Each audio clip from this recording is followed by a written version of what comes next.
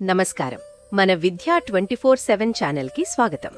6వ తరగతి నుంచి 10వ తరగతి వరకు పాఠ్యాంశాలన్నీ తెలుగులోనే స్పష్టంగా, సులభంగా అర్థమయ్యేలా వివరించడం మా ధ్యేయం. స్కూల్ పరీక్షలైనా, ఫైనల్ అసెస్మెంట్స్ అయినా, ఎస్ఎస్సి బోర్డు పరీక్షలైనా మీ విజయాలకి కావాల్సిన పూర్తి మార్గదర్శకత ఇక్కడే లభిస్తుంది. ఇక ఈరోజు పాఠంలోకి వెళ్ళిపోదాం. నమస్కారం. ఈరోజు మనం 8వ తరగతి సాంఘిక శాస్త్రం నుంచి ఒక చాలా ముఖ్యమైన, మనందరికీ ఉపయోగపడే పాఠం గురించి మాట్లాడుకుందాం. అదే విపత్తు నిర్వహణ, అంటే డిజాస్టర్ మేనేజ్మెంట్. అప్పుడప్పుడు మనం వార్తల్లో వింటూ ఉంటాం కదా, తుఫానులు, భూకంపాలు వచ్చాయని. అసలు ఇవి ఎందుకొస్తాయి? ఒకవేళ వస్తే మనల్ని మనం ఎలా కాపాడుకోవాలి? ఈ విషయం తెలుసుకోవడం మనందరి భద్రతకు చాలా చాలా అవసరం. సరేనా? పదండి ఈ టాపిక్లోకి వెళ్ళిపోదాము. ఈ పాఠంలో మనం ఏమేం నేర్చుకోబోతున్నామో ఒకసారి చూద్దాం. ముందుగా విపత్తులు అంటే ఏంటి, అవి ఎన్ని రకాలో తెలుసుకుందాం. ఆ తర్వాత వాటిని ఎలా ఎదుర్కోవాలో చూద్దాం. సునామీ, కరువు లాంటి వాటి గురించి కొంచెం వివరంగా మాట్లాడుకుందాం. ఇక చివర్లో మీకోసం ఒక చిన్న సరదా క్విజ్ కూడా ఉంది. సరే, మనం మొదటి విభాగానికి వచ్చేద్దాం. విపత్తులను అర్థం చేసుకోవటం. అసలు మనం డిజాస్టర్ అని పదే పదే అంటున్నాం కదా, దాని అసలైన అర్థమేంటి? వాటిని ఎలా వర్గీకరిస్తారు? రండి చూసేద్దాం. విపత్తు అంటే డిజాస్టర్ అంటే ఏంటంటే అకస్మాత్తుగా జరిగే ఒక సంఘటన. ఇది జరిగినప్పుడు చాలా పెద్ద ఎత్తున ఆస్తి నష్టం, కొన్నిసార్లు ప్రాణనష్టం కూడా జరుగుతుంది. అంతేకాదు, మన రోజువారీ జీవితం మొత్తం అస్తవ్యస్తమైపోతుంది. దాని ప్రభావం చాలా తీవ్రంగా ఉంటుందన్నమాట.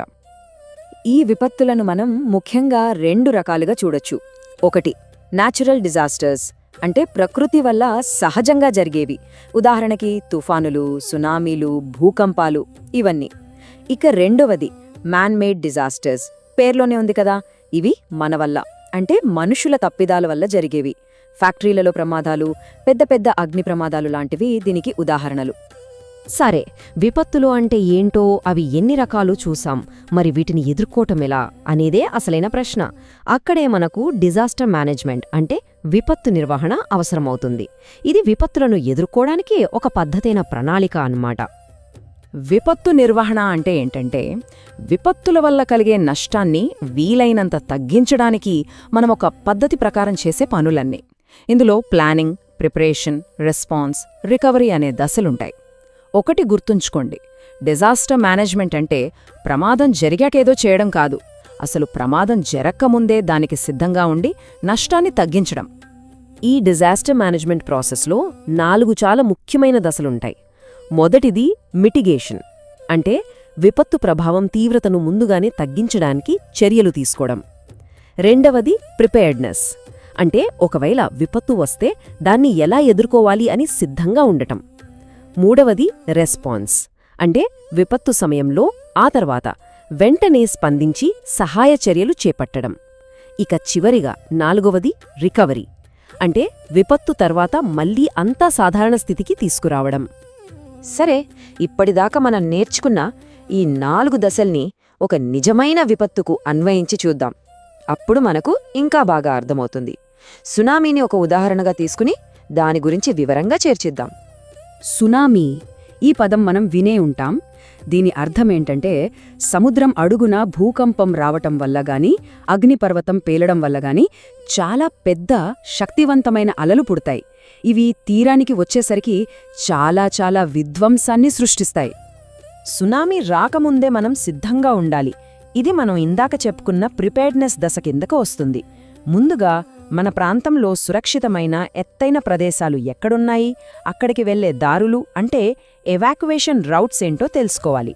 ప్రతి ఇంట్లో ఒక డిజాస్టర్ కిట్ ఉండాలి. అంటే మంచినీళ్లు, కొంచెం ఆహారం, ఫస్ట్ ఎయిడ్ బాక్స్ లాంటి అత్యవసర వస్తువుల్ని ఒక బ్యాగ్లో సిద్ధంగా పెట్టుకోవాలి. అలాగే ఇంట్లో చిన్నపిల్లలు, వృద్ధులు ఉంటే వాళ్లకి ఎలా సహాయం చేయాలో ముందే ప్లాన్ చేసుకోవాలి. ఇక సునామీ హెచ్చరిక రాగానే మనం వెంటనే స్పందించాలి. ఇది రెస్పాన్స్ దశ. ఒక్క క్షణం కూడా ఆలస్యం చేయకుండా తీరానికి దూరంగా ఎత్తైన ప్రదేశాలకు వెళ్ళిపోవాలి. సముద్ర తీరానికి, నదులకు అస్సలు దగ్గరగా ఉండద్దు. ఒకవేళ అనుకోకుండా నీటిలో చిక్కుకుంటే ధైర్యం కోల్పోకుండా తేలియాడే ఏదైనా వస్తువును గట్టిగా పట్టుకోవాలి. అధికారులిచ్చే సమాచారాన్ని మాత్రమే వినాలి, దాని ప్రకారమే నడుచుకోవాలి. సునామీ ప్రభావం తగ్గిన తర్వాత రికవరీ దశ మొదలవుతుంది. సహాయక చర్యలు జరుగుతున్నప్పుడు మనం అక్కడికి వెళ్లకూడదు, వాళ్ల పనికి ఆటంకం కలిగించకూడదు. దెబ్బతిన్న ఇళ్లలోకి వెళ్లేటప్పుడు చాలా జాగ్రత్తగా ఉండాలి. కిందపడి ఉన్న వస్తువుల వల్ల గాయాలు కాకుండా గట్టి బూట్లు వేసుకోవాలి. నీటితో పాటు పాములలాంటివి కొట్టుకురావచ్చు, కాబట్టి జాగ్రత్తగా ఉండాలి. అన్నింటికన్నా ముఖ్యంగా కలుషితమైన నీటిని అస్సలు తాగకూడదు.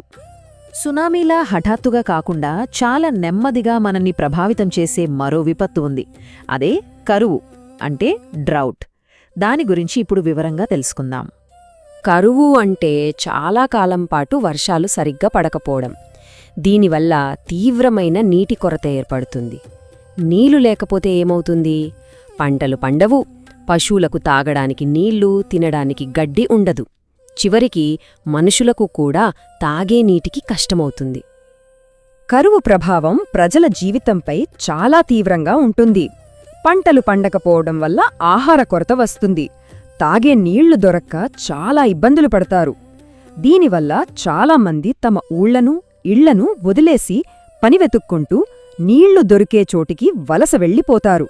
ఇది చాలా బాధాకరమైన పరిస్థితి. మరి ఈ కరువును ఎదుర్కోవడానికి ఏమైనా మార్గాలున్నాయా? ఖచ్చితంగా ఉన్నాయి. ఇది మిటిగేషన్ దశ కిందకొస్తుంది. అంటే నష్టాన్ని ముందుగానే తగ్గించడం. అందులో మొదటిది ఒక మంచి పద్ధతి, రెయిన్ వాటర్ హార్వెస్టింగ్.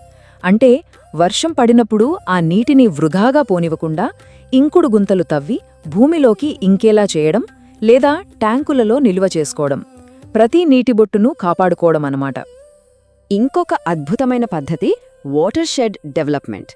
అంటే ఒక ప్రాంతంలో ఉన్న నీటి వనరుల అన్నింటినీ జాగ్రత్తగా కాపాడుకోవడం.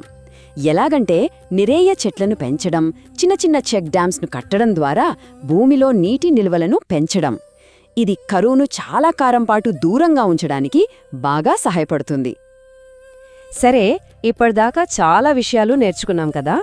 ఇప్పుడు ఒక చిన్న సరదా పని చేద్దాం. ఒక క్విజ్ ద్వారా మనం నీటిని ఎంత పొదుపుగా వాడుతున్నామో మనల్ని మనమే చెక్ చేసుకుందాం. రెడీనా? ఈ టేబుల్ చూస్తూ మిమ్మల్ని మీరే ప్రశ్నించుకోండి. పళ్ళు తోముకునేటప్పుడు కుళాయి కట్టేస్తారా, లేక నీళ్లు పోతూనే ఉంటాయా? స్నానానికి బకెట్ వాడతారా, లేక షవర్ వాడతారా? మీ సమాధానాలు వాటర్ సేవర్ వైపెక్కుగా ఉన్నాయా, లేక వాటర్ స్పెండర్ వైపెక్కుగా ఉన్నాయా? నిజాయితీగా ఆలోచించండి.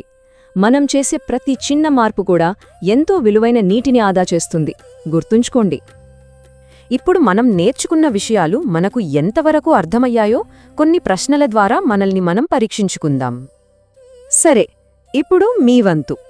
మొదటి ప్రశ్న, న్యాచురల్ డిజాస్టర్కి, మ్యాన్ మేడ్ డిజాస్టర్కి మధ్య తేడా ఏంటి? ఒక్కోదానికి ఒక ఉదాహరణ చెప్పగలరా? రెండవది, సునామీ హెచ్చరిక వినగానే మనం చెయ్యాల్సిన 3 ముఖ్యమైన పనులేంటో గుర్తుందా? ఇక చివరి ప్రశ్న, కరువును ఎదుర్కోవడానికి వాటర్ షెడ్ డెవలప్మెంట్ ఎలా సహాయపడుతుంది? మనం చర్చించుకున్న విషయాలను ఒకసారి గుర్తు చేసుకుని సమాధానాలు చెప్పడానికి ప్రయత్నించండి. సరే, ఇక ఈ పాఠం చివరి దశకు వచ్చేశాం. ఈరోజు మనం నేర్చుకున్న ముఖ్యమైన విషయాలను ఒక్కసారి త్వరగా గుర్తు చేసుకుందాం. ఈ పాఠం ద్వారా మనం నేర్చుకున్న ముఖ్యమైన విషయమేమిటంటే, విపత్తు ఏదైనా కావచ్చు, కానీ సరైన ప్రణాళికతో, నిర్వహణంతో నష్టాన్ని చాలా వరకు తగ్గించవచ్చు. డిజాస్టర్ మేనేజ్మెంట్లోని 4 దశలు మిటిగేషన్, ప్రిపేర్డ్నెస్, రెస్పాన్స్ మరియు రికవరీ చాలా ముఖ్యం. సునామీ లాంటి విపత్తుల సమయంలో ఏం చెయ్యాలో, ఏం చెయ్యకూడదో తెలుసుకోవడం మన ప్రాణాలను కాపాడుతుంది.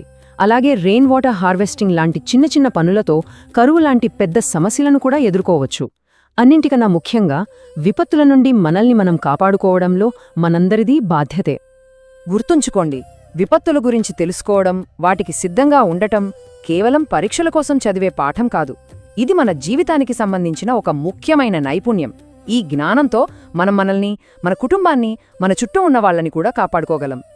ఇలాంటి మరిన్ని విషయాలు తెలుసుకుంటూ కలిసి నేర్చుకోవడాన్ని సులభం చేసుకుందాం. ధన్యవాదాలు. ఈరోజు చూసిన పాఠం మీకు ఉపయోగపడిందని హృదయపూర్వకంగా ఆశిస్తున్నాను. ఇలాంటి మరిన్ని స్పష్టమైన, సహాయకరమైన, మార్కులు పెంచే పాఠాలు పొందాలంటే మన విద్యా 24/7 ఛానల్ను తప్పకుండా సబ్స్క్రైబ్ చేయండి. ఈ వీడియో నచ్చితే లైక్ చేయండి, మీ ఫ్రెండ్స్కి షేర్ చేయండి. మీ సందేహాలు, సూచనలు, తదుపరి నేర్చుకోవాలనుకున్న విషయాలు కింద కామెంట్స్లో రాయండి. మీ స్పందన మాకెంతో ముఖ్యం. మీ ఒక్క లైక్, ఒక్క షేర్, ఒక్క కామెంట్ కూడా ఈ చదువు వెలుగును మరింత మంది విద్యార్థులకు చేరుస్తుంది. మాతో ఉండండి. మీ నేర్చుకునే ప్రయాణాన్ని ప్రతిరోజు మరింత బలంగా, మరింత స్పష్టంగా, మరింత ప్రభావవంతంగా మార్చుకుందాం. ధన్యవాదాలు.